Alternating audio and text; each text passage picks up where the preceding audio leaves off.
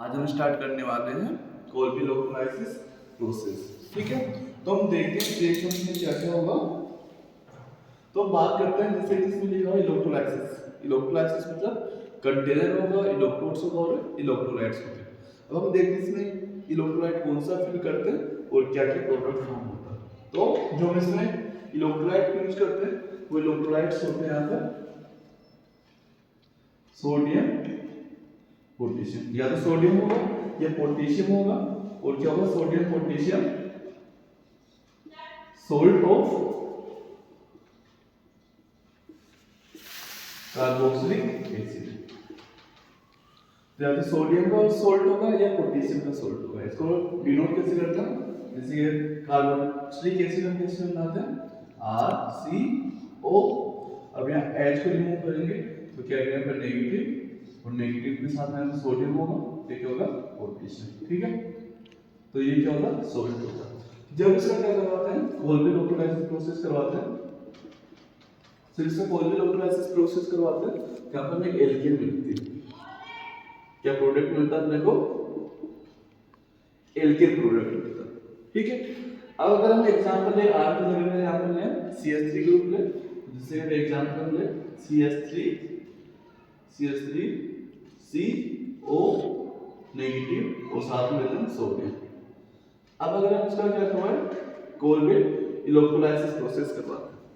कोल्बी electrolysis करवाएंगे तो यहाँ से क्या होगा, हमें पता है कि R को हमने क्या लिया, R बॉन्ड लिया। तो यहाँ पर इस ग्रुप को भी हम लीव करते हैं। हमें जो भी यहाँ पर इस ग्रुप के अलावा जो भी यहाँ पर कार्बन दिखेंगे उनको हम क्या करेंगे CH3 और CH3। हमें यहाँ पर एक R की जगह मतलब CH3 है, तो यहाँ एक R का हम क्या लिया हमने R और R, तो हमने CH3 क्या CH3 और CH3 लिया, तो ये क्या है एल्केन।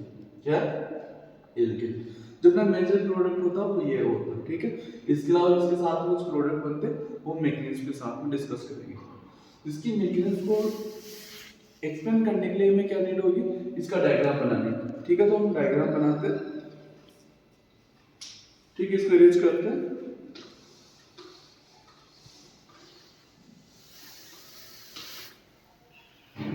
ठीक है, डायग्राम बनाते हैं यहाँ पर। तो देखते हैं सबसे पहले हमें इलेक्ट्रोलाइसिस के लिए हमें कंटेनर की नीड होगी, तो हमें कंटेनर का डायग्राम बनाते हैं पहले।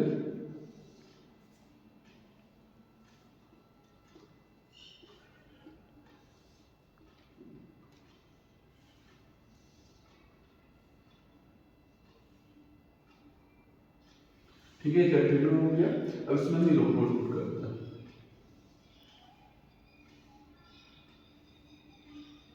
ये हो गया अपना इलेक्ट्रोड्स। ठीक है, इलेक्ट्रोड्स को हम करते हैं बैटरी से कनेक्टेड, जो अपनी बैटरी। हमें पता है कि बैटरी में जो दो टर्मिनल्स होते हैं पॉजिटिव और नेगेटिव, तो ये हो गया अपना पॉजिटिव पार्ट और ये हो गया नेगेटिव पार्ट। जो पॉजिटिव टर्मिनल से जुड़ा होता है वो होता है पॉजिटिव पार्ट इलेक्ट्रोड का, और ये होता है नेगेटिव। अब हमें पता है हमें इसमें क्या फिल करने वाले हैं इलेक्ट्रोलाइट्स। तो यहाँ इलेक्ट्रोलाइट्स क्या रहने वाला, हम लोग इलेक्ट्रोलाइट्स फिल करेंगे यहाँ पर। इलेक्ट्रोलाइट्स हमारे पास क्या रहने वाला, यहाँ पर हमें इलेक्ट्रोलाइट्स जो इलेक्ट्रोलाइट रहने वाला वो क्या रहेगा यहाँ पर अपने पास RCO, या फिर क्या हो सकता है सोडियम हो सकता है, और ये क्या हो सकता है पोटेशियम। ठीक है, जिसको हमने क्या बोला सोडियम और potassium salt of carboxylic acid. ठीक है, और ये किस कंडीशन में होता है, एक्वस कंडीशन में। इसमें होता एक्वस कंडीशन में। अब हमें पता है कि इलेक्ट्रोलाइट का जो ब्रेक होगा किस फॉर्म में होगा, यहाँ पे इस फॉर्म में होगा RCO नेगेटिव, और साथ में क्या होगा सोडियम होगा तो सोडियम, और पोटेशियम होगा तो पोटेशियम। इस फॉर्म में इस फॉर्म में प्रोजेक्ट रहेगा। अब हमें पता है कि यहाँ पर इसका नेगेटिव चार्ज है, तो ये नेगेटिव पार्ट कहाँ पर मूव करेगा, ये मूव करेगा पॉजिटिव पार्ट। ठीक है, तो ये क्या करेगा, यहाँ पे इलेक्ट्रॉन डोनेट करेगा, इस पर इलेक्ट्रॉन डोनेट करेंगे। अब ये इलेक्ट्रॉन्स यहाँ से मूव कर देंगे, इलेक्ट्रॉन्स मूव करेंगे और इलेक्ट्रॉन्स यहाँ पहुंचेंगे। ठीक है, इलेक्ट्रॉन यहाँ से होते हुए यहाँ पहुंचेंगे और यहाँ पे इलेक्ट्रॉन पहुंचेंगे।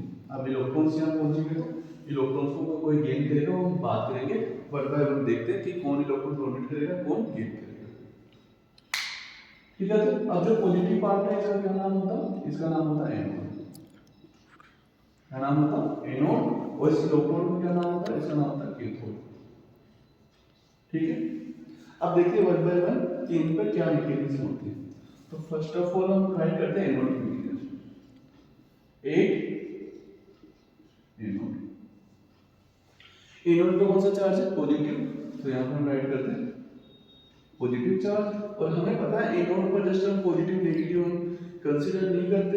जो एनोड नाम होता है यहाँ पर नाम होता है ऑक्सीडेशन की बेस पर। तो एनोड पर क्या होता है, ऑक्सीडेशन होता है। क्या होता है, ऑक्सीडेशन। ठीक है, तो यहाँ पे ऑक्सीडेशन होगा।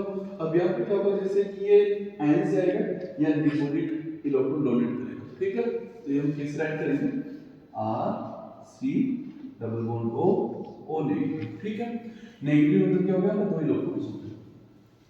अब यहाँ पे एक इलेक्ट्रॉन डोनेट हो गया यहाँ पर। ठीक है, और क्या फॉर्म होगा, R C double bond O radical. ठीक है, अब जो रेडिकल यहाँ पर फॉर्म होगा, ये क्या करेगा, यहाँ पर फिर से होमोलैरिटी क्लीवेज करवाएगा। ठीक है, ये होगा होमोलैरिटी क्लीवेज करवाएगा, तो यहाँ से बॉन्ड ब्रेक होगा यहाँ पर। और ये बॉन्ड ब्रेक होगा तो एक रेडिकल यहाँ सेपरेट होगा, एक रेडिकल यहाँ सेपरेट होगा। अब ये रेडिकल और ये रेडिकल आपस में बॉन्ड करके CO2 गैस फॉर्म करेंगे। तो यहाँ पर क्या बनेगा, यहाँ पर फॉर्म होगा R रेडिकल और साथ में CO2 गैस। ठीक है, जिससे कि मैंने बोला कि इसका जब मैं 1 मोल लूंगा तो 1 इलेक्ट्रॉन डोनेट होंगे और ये फॉर्म होगा अपने पास। अगर मैं यहाँ पर 2 मोल लूंगा तो क्या होगा, 2 इलेक्ट्रॉन्स डोनेट होंगे, ये भी 2 मोल्स फॉर्म होंगे, तो यहाँ पे 2 रेडिकल्स फॉर्म होंगे और साथ में क्या बनेगा, 2 CO2 फॉर्म होगा। ठीक है, अब ये रेडिकल्स आपस में बॉन्ड बना के क्या बनाएंगे, यहाँ पर हो जाएगा R, जिसे बोलते हैं L। ठीक है, ये आपकी मैकेनिज्म होती है। फिर से बोल रहा हूँ, ये पार्ट जो नेगेटिव पार्ट है ये जाएगा एनोड पर, इलेक्ट्रॉन डोनेट करेगा, फिर ये रेडिकल फॉर्म होगा, ये रेडिकल अनस्टेबल होगा तो क्या होगा, फिर से रेडिकल फॉर्म करेगा, ये वाला रेडिकल कार्बन डाइऑक्साइड बना देगा। ठीक है, अब हम बात करते हैं 8 एनोड पे क्या होगा। तो हम बात करें एनोड पे क्या होगा, राइट करते हैं 8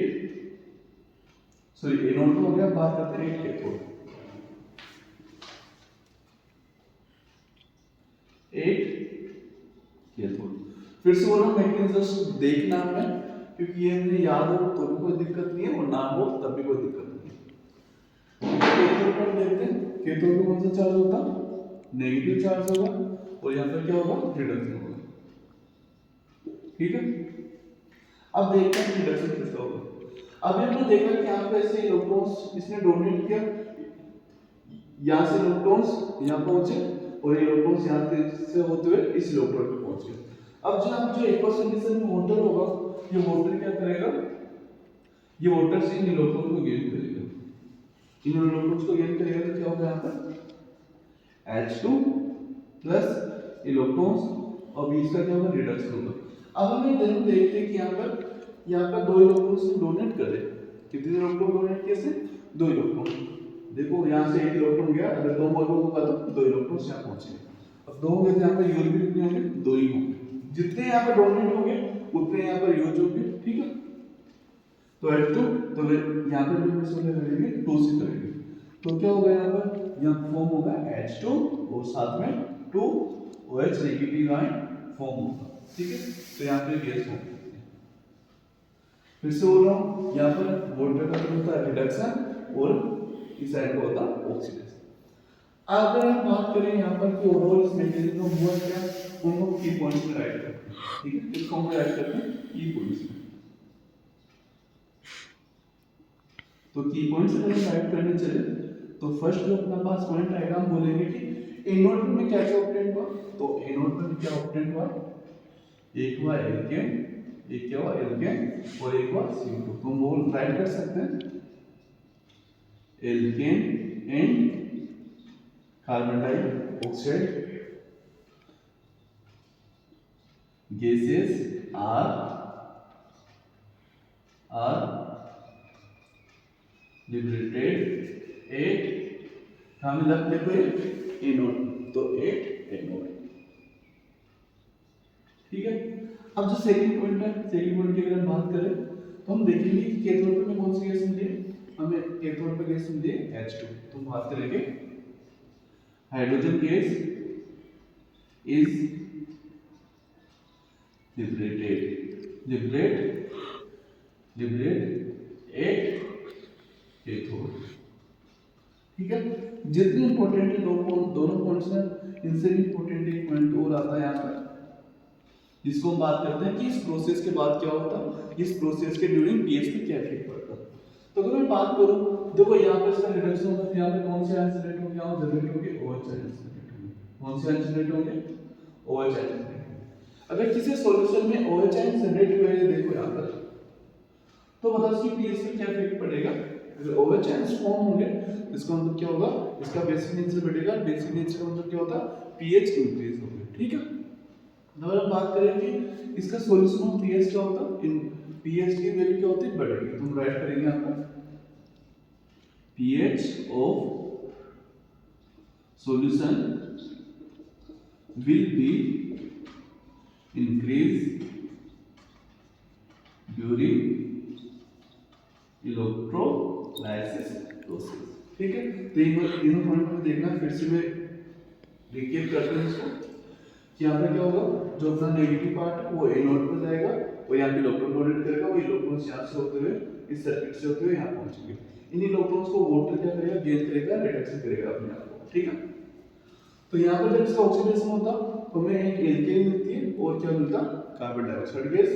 और जब यहाँ पे वाटर होगा तो वाटर का रिडक्शन क्या मिलेगा अपने को, H2 गैस और हाइड्रोक्साइड। ठीक है, अब यहाँ पर अगर हम बात करें, यहाँ पर हम राइट करेंगे pH of solution will be increase during this electrolysis process. हम देख सकते हैं कि यहाँ पे क्या होगा, जो OH आयन होगा, और हमने देखा कि यहाँ पे सोडियम आयन था। ठीक है, ये देखिए सोडियम आयन। ठीक है, तो ये OH आयन और जो सोडियम आयन होगा वो क्या फॉर्म करेगा, NaOH।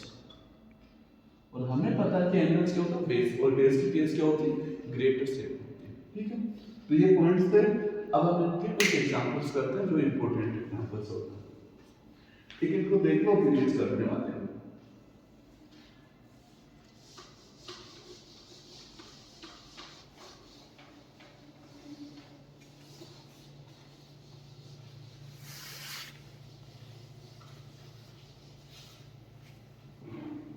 ठीक है, फर्स्ट एग्जांपल देखते हैं, जो अभी हमने देखा था उससे स्टार्ट करते हैं। फर्स्ट हम लेते हैं सोडियम एसीटेट। तो सोडियम एसीटेट, एसीटेट मतलब एसिटिक एसिड और सोडियम का सॉल्ट, तो CH3CO और यहाँ पर हम लेते हैं सोडियम लेते हैं। ठीक है, ये पॉजिटिव और नेगेटिव। इसका अगर हम मोल में करवाते हैं तो मुझे पता है यहाँ से कौन सी गैस जाने वाली है, यहाँ से CO2 गैस रिलीज होगी, CO2 गैस रिलीज होगी और रेडिकल फॉर्म होगा CH3 और CH3।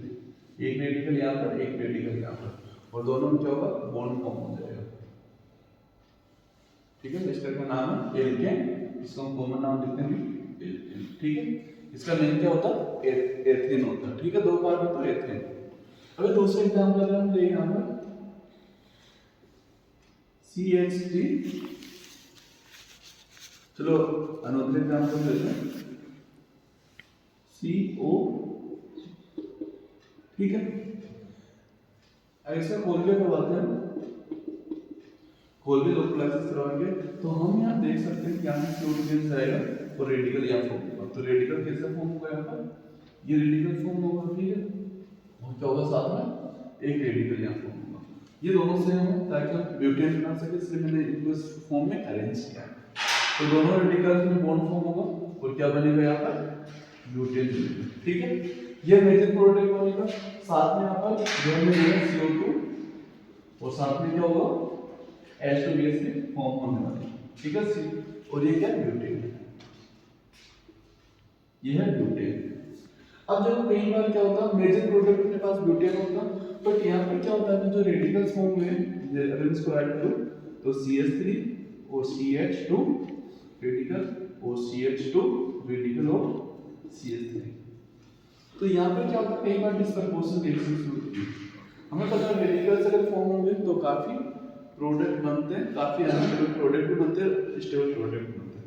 तो यहाँ पे कौन से रिएक्शन होते हैं, डिस्प्रपोर्शनल। ठीक है, अब डिस्प्रपोर्शनल रिएक्शंस को पता होगा, एक का ऑक्सीडेशन होता है और एक का रिडक्शन होता है।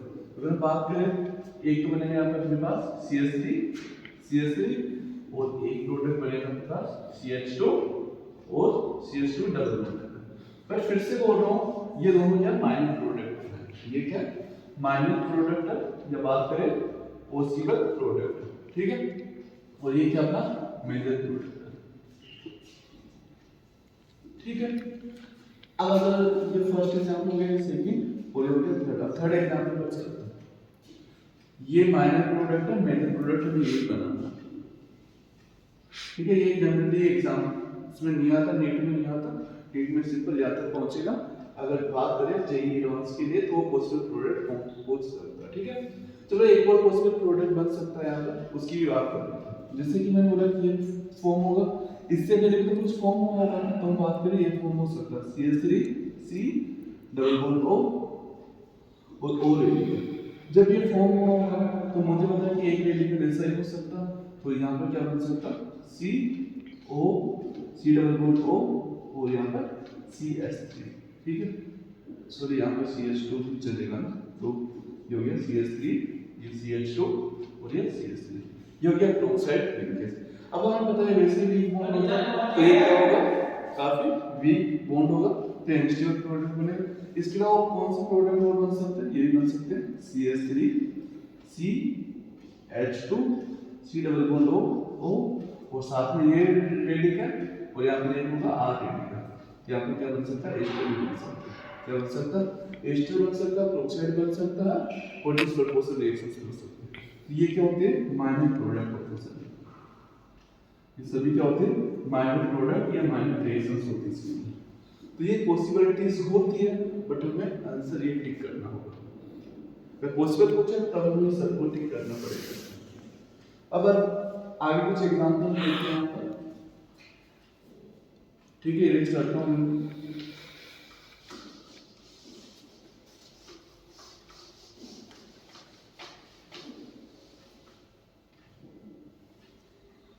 ठीक है। कुछ अच्छे एग्जांपल देखते हैं। चलो एक एग्जांपल लेते हैं, थोड़ा अच्छा एग्जांपल नहीं।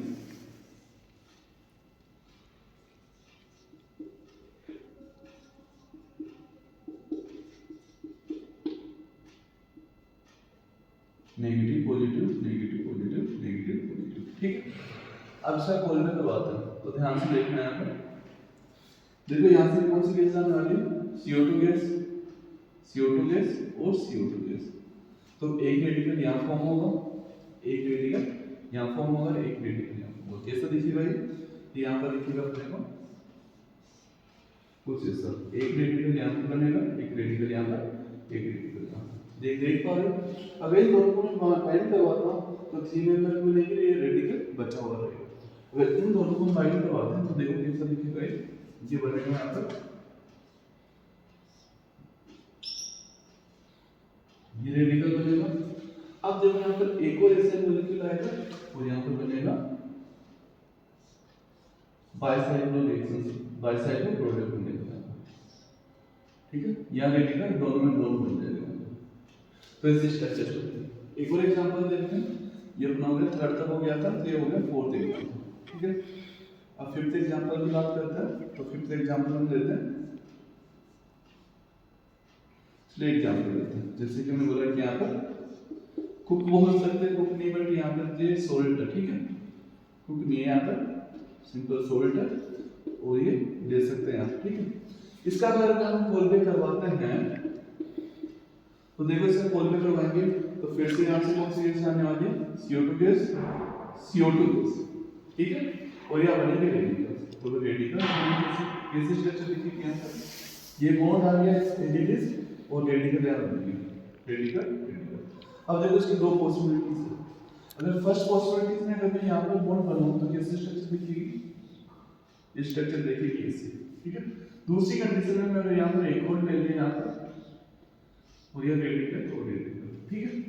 अगर ये बनाते हैं हम तो यहाँ देखेंगे हम इसमें 4 पाई इलेक्ट्रॉन्स आ गए, कितने आ गए, 4 पाई इलेक्ट्रॉन्स, जो कि एक एंटी एरोमेटिक कंडीशन है। ये क्या है, एंटी एरोमेटिक। और हमें पता है कि कोई भी नॉन एरोमेटिक से एंटी एरोमेटिक प्रोडक्ट नहीं बनना चाहिए, उसके पास पॉसिबिलिटीज है नॉन एरोमेटिक बनने की। तो ये कंडीशन पॉसिबल नहीं होगी, तो यहाँ पर क्या होगा, यहाँ पर फॉर्म होगा रेडिकल, इस रेडिकल से, तो यहाँ पर ये प्रोडक्ट, ठीक है। एक और एग्जांपल देखते हैं।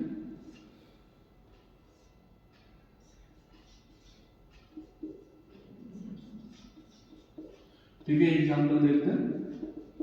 अब देखो यहाँ पर क्या होगा, फिर से यहाँ से CO2 गैस, यहाँ से CO2 गैस, क्या बनेगा, रेडिकल रेडिकल रेडिकल, और आपस में रेडिकल में आपस में बॉन्ड फॉर्म होगा, क्या बनेगा यहाँ पर, इसको हम क्या बोलते हैं, इथाइन, ठीक है, एसिटाइल है, इसको भी हम नॉर्मल नाम है इसका एल्काइल, क्या होगा, एल्काइल, ठीक है।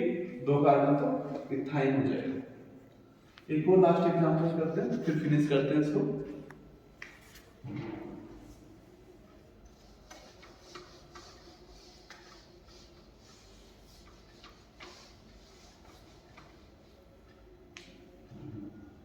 ठीक है, लास्ट एग्जांपल थोड़ा अच्छा एग्जांपल है, क्योंकि इसका प्रोडक्ट जो हमने अभी कैंसिल किया